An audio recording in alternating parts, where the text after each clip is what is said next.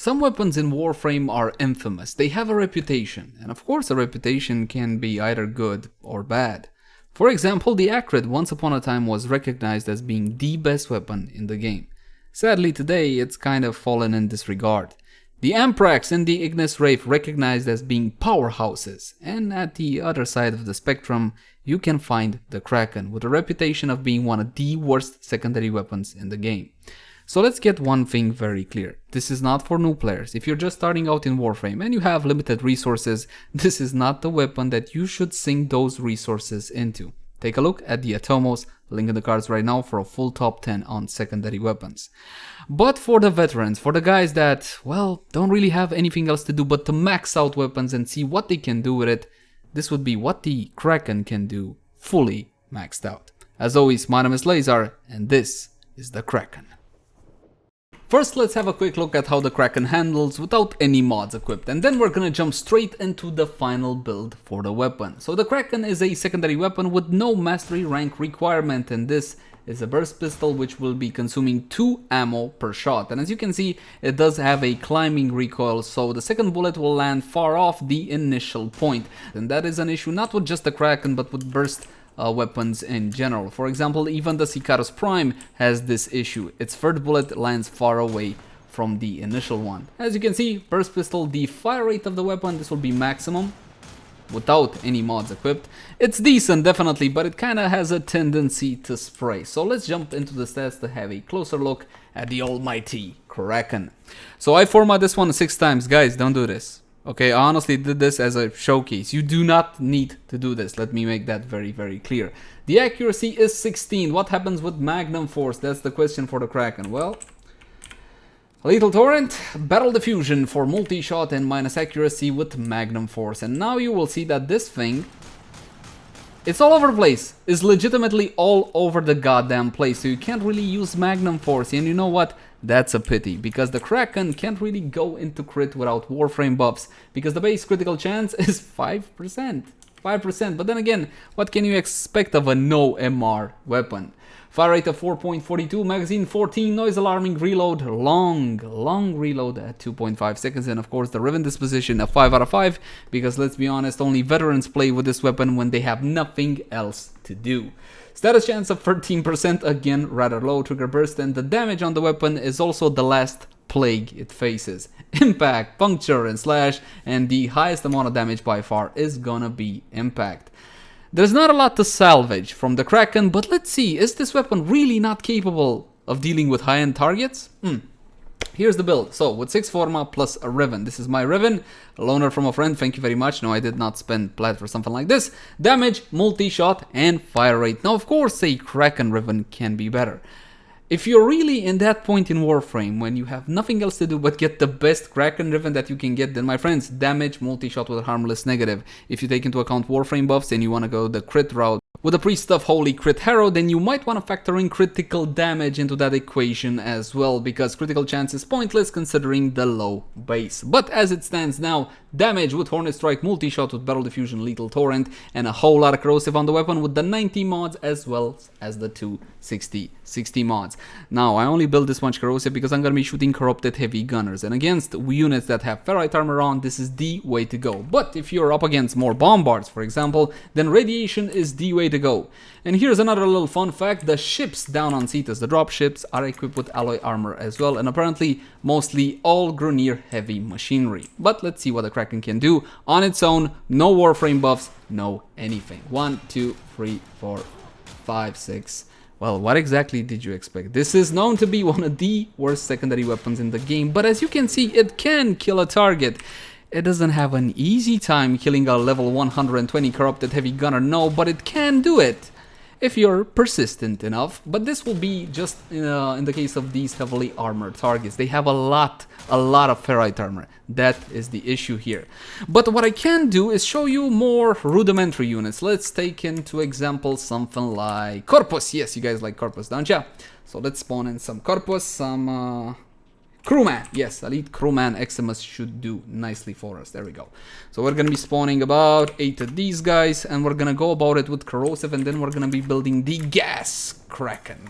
What? You guys don't like gas? You should love gas.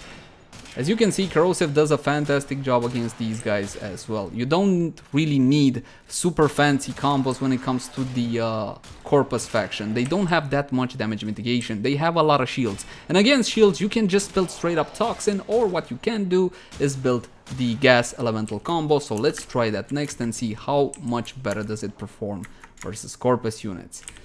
So Gas, in case you guys didn't know by now, is the elemental combo between heat and toxin. So we gotta get rid of the electricity and we're just gonna slap on as much heat as we can. Heat, heat, heat. There we go.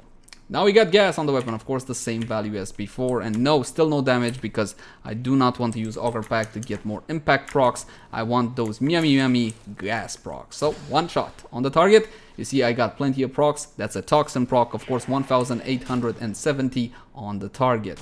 And of course I'm gonna get a little bit of AoE value thanks to the elemental combo. And of course the weapon will be performing a whole lot better when it comes to units such as these with a gas elemental combo. So my friends, yeah, the Kraken can kill. Of course it can kill. It's not the best secondary in the weapon. No, it's probably one of the worst. But that doesn't mean you can't kill your targets if you, for some reason, love this weapon. But enough about that. What about Warframe buffs? At the end of the day, you're gonna get some Warframe buffs when you're doing your missions, right? Hopefully. So let's take an extreme case. Lord Harrow himself with corrosive projection, which is what you're supposed to be using against Grenier.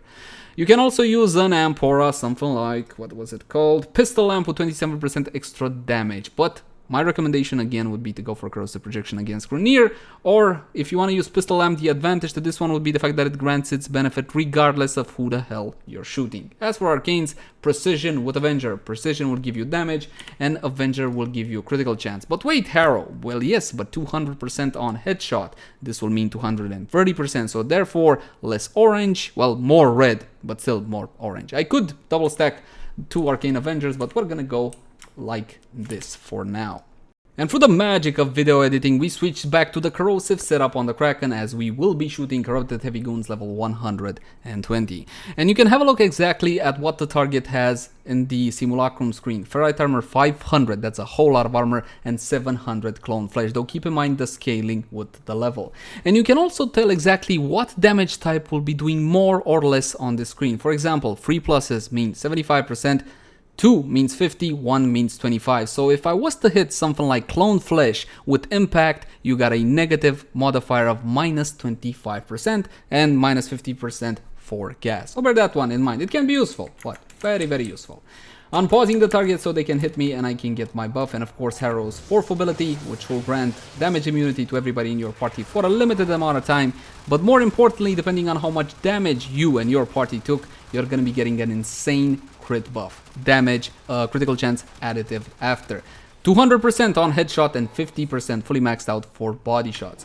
Harrow's second ability will grant reload speed as well as some fire rate, and take a look at what Lord Harrow can do with even a weapon such as the Kraken. This is why I praise this frame as much as I do. He's a fantastic frame, and yes, I know the grind to get him is pretty horrible, but trust me, you need this frame in your life. He's absolutely glorious. As for the Kraken, my friends, yes, it can be made to kill. Of course it can. 3 shots for one of these high-level targets, that is more than respectable for basically any weapon. But this is done by the magic of Lord Harrow. If you're a newer player to Warframe, this is not the weapon for you. If you don't have unlimited resources, if you're not bored just yet, then this is not the weapon for you. Most veterans play with this weapon just for kicks and lulls to see if they can actually make something out of it. But it does have some competition from another quote-unquote fantastic secondary weapon, and that would be the Seer. More on the Seer some other time. My friends, if you take any point away from this entire thing, is that any weapon in Warframe can be made into a full-blown monster as long as you have the knowledge. It's not about skill. Warframe has been and is about knowledge. Knowing about how elemental combos work, damage, vulnerabilities, and how you can best use them in combination with your fantastic Warframes. And that's pretty much it for today, my friends. As always, my name has been Leyzar. Thank you guys so much for watching. Like, favorite, share, and subscribe if you enjoyed the content. If you got any feedback for me, I would love to read it in the comment section down below.